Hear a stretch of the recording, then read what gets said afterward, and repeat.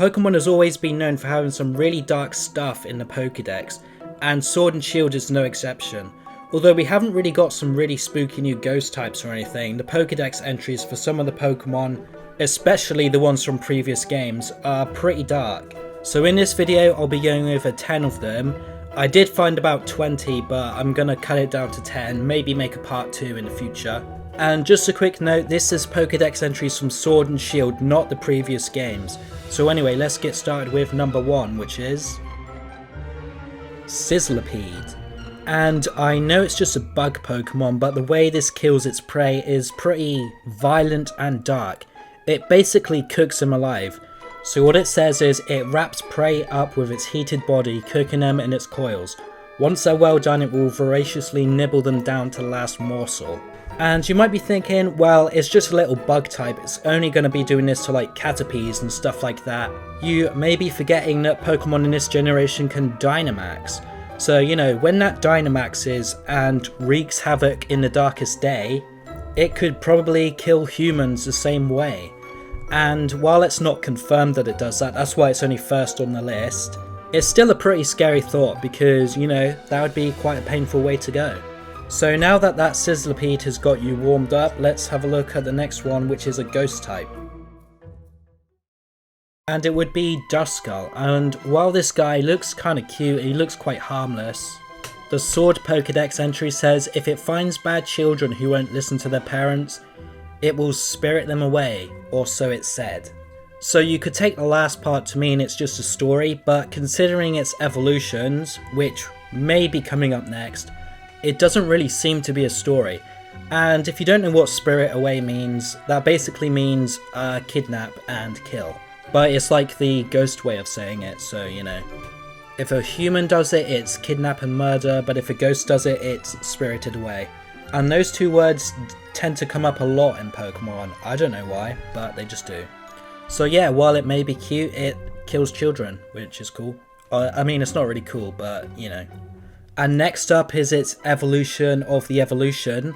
Not so much Dusclops, it doesn't really have a ghost story in the Pokedex, but Dusknoir. So the Sword entry says, at the bidding of transmissions from the spirit world, it steals people and Pokemon away. No one knows whether it has a will of its own.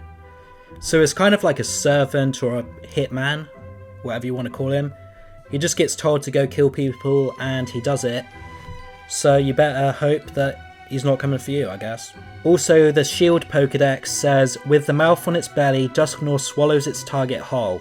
The soul is the only thing eaten. Dusknoir disgorges the body before departing. So at least he doesn't kidnap the body as well. I mean, he'll come and eat you, spit out your body, your dead body, and then he'll just go off and do it to someone else.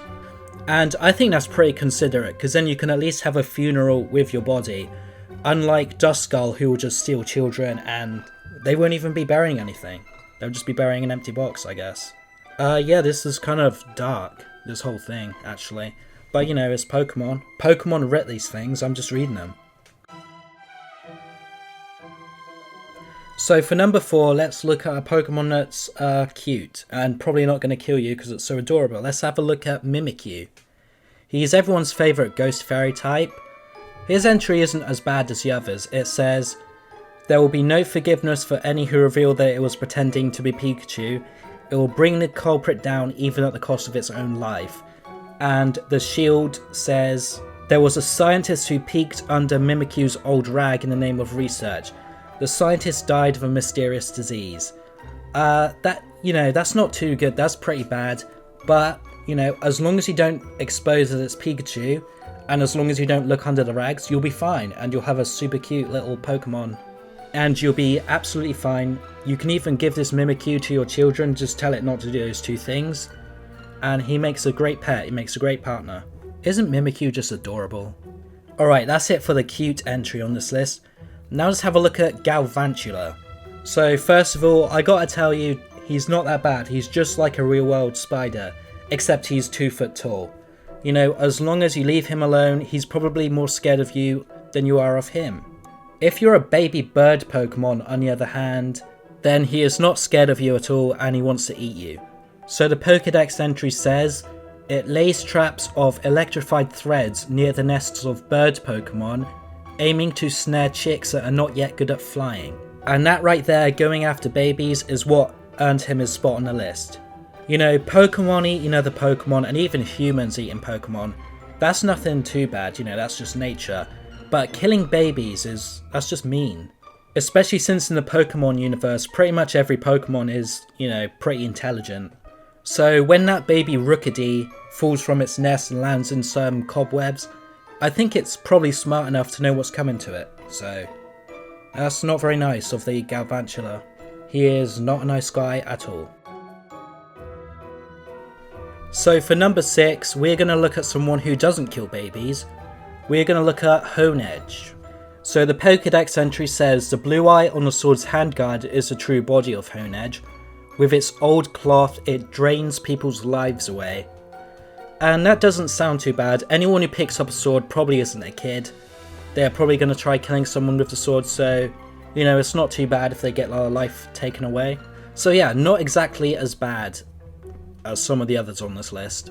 You should be safe as long as you don't try picking up every ghost sword that you see. And I know that saying it drains people's lives away is kind of vague. I am going to cheat a bit. If you do look at the previous Pokedex entries, it definitely does kill them. So yeah, Honedge isn't too spooky.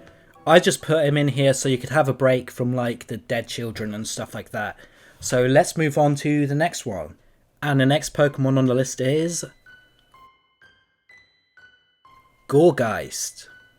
The best thing about this Pokemon is it actually has 8 different entries because it has 4 different sizes and it has 2 entries per size. So get ready. A small-sized Pumpkaboo evolves into a small-sized Gourgeist. Its bodily proportions also get passed... wrong one. Large Gourgeist put on the guise of adults, taking the hands of children to lead them to the afterlife. That's a pretty good one, huh? Well wait, there's more. In the darkness of a new moonlight, Gourgeist will come knocking. Whoever answers the door will be swept off to the afterlife. Oh wait, here's another. Supersized Gourgeist aren't picky. They will forcefully drag anyone off to the afterlife. Okay. And then finally, small Gourgeist pretend to be children to fool adults. Anyone who falls for the acts gets carried away to the hereafter. So yeah, that's a pretty bad Pokemon. He kills children, he kills adults, he pretends to be adults to fool children, he pretends to be children to fool adults. So I think that's the true reason why these Pokemon come in 4 different sizes, is so they can really spread out and just kill just about everyone. You know, it's good to cover all bases, I guess. And it's also good that they don't discriminate. So yeah, Gourgeist, he's a pretty bad Pokemon. So for number 8, I think we should have a look at a Pokemon who's not a ghost type, because it's kind of cliche for them to be spooky or something like that. Let's have a look at Hydreigon. So this guy isn't spooky in a ghost way, he's spooky in more of just he's gonna kill you way. So let's start with the shield entry. It says, the 3 heads take turns sinking their teeth into the opponent. Their attacks won't slow until their target goes down. That doesn't really sound too bad on its own. I mean, it doesn't necessarily do it to humans from that Pokedex entry alone, you might be thinking. Well, the sword entry says, there are a slew of stories about villages that were destroyed by Hydreigon. It bites anything that moves. So, yeah. So you could argue, well, Pokemon is a kid's game, so it's probably like cartoon physics, where they just bite you when you don't bleed or anything like that, but I don't know. I can't really see it destroying a village and not killing anybody. I mean, why would it want to destroy a village anyway if it wasn't trying to eat the people in it? So yeah, I'm pretty sure we're not going to see a real gory Hydreigon ripping apart people or anything like that, but we can imagine it. They did kind of imply it as well.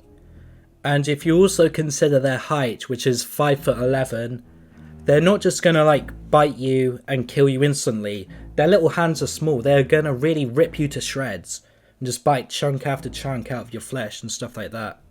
But anyway, don't think about that. Just look at how cute they are when they eat curry. Look how adorable it is. So for number 9 and number 10, we are going to be looking at Haunter and Gengar. So Haunter says its tongue is made of gas. If licked, its victim starts shaking constantly until death eventually comes. I mean, I just kind of added it because it says it kills people, but you know, Ash got licked by Haunter and he was fine, so. He also has a move called Lick that definitely doesn't kill Pokemon, they only faint. So maybe you can be saved with medical intervention. But then the shield entry says, if you get the feeling of being watched in darkness when nobody is around, Haunter is there. But then, you know, the move Lick paralyzes you, and if nobody's around, I don't really think you're going to get the medical attention that you need to survive. So just don't live alone in Pokemon land, okay? Just if you're in the Pokemon universe, just don't live alone because you'll die. And finally, number 10 is Gengar. So the sword entry seems pretty harmless. On the night of a full moon, if shadows move on their own and laugh, it must be Gengar's doing. That's not too bad, you know, just laughing shadows. At least they're not killing anyone. Then you read the shield entry where it says, it is said to emerge from darkness to steal the lives of those who become lost in mountains. That kind of sucks. I mean, basically if you're lost in a mountain, Gengar's gonna come kill you. And then you might be thinking, well, that's not as bad as like Gourgeist or something, so why is it number 1? Then you remember he has a Gigantamax form. The Gigantamax form actually have their own entries in the Pokedex. So let's have a little look. So the sword entry says, rumour has it that its gigantic mouth leads not into its body, filled with cursed energy, but instead directly into the afterlife. So he doesn't even kill you, just sends you straight into the afterlife. That kind of sucks. Then you can look at the shield entry which says, it lays traps hoping to steal the lives of those it catches. If you stand in front of its mouth, you'll hear your loved ones' voices calling out to you. And that's just, you know, that's pretty dark, that's pretty intense for a Pokemon game especially. I wonder what these voices are actually saying now, that's what it doesn't tell us. Are they happy or are they sad? I mean, what is the afterlife in Pokemon games? Although maybe it might not be the actual voices of your loved ones, maybe it's just Gengar playing a trick. I mean, he is like a trickster or something. Either way, it kind of implies he's trying to lure you in to kill you anyway. Oh, and speaking of the afterlife, I actually forgot one of Gourgeist's Pokedex entries. Let's go back and have a look. Eerie cries emanate from its body in the dead of night. Their sounds are said to be the wails of spirits who are suffering in the afterlife. Oh, okay then. So, wait. It never really describes two different afterlives. It doesn't talk about a heaven and a hell. So maybe the afterlife in Pokemon is there's only hell. That would explain a lot. I mean, there seems to be a hell of a lot of ghosts. And there's also a lot of spirits apparently just wandering around, not wanting to go to the afterlife. You know, they come back as Yamasks, Frillisks. There's a whole ton of Pokemon that used to be humans. Yeah, I think I just cracked the code. I think in Pokemon there's no heaven, there is only hell. So thanks for watching, leave a like if you enjoyed this video, leave a comment and let me know what you think of the Pokedex entries, and subscribe if you want to see more of this, because probably in the future I'm going to be making a lot more videos like this with like stories of games and stuff like that, because I find it really interesting. But anyway, thanks a lot for watching and see ya.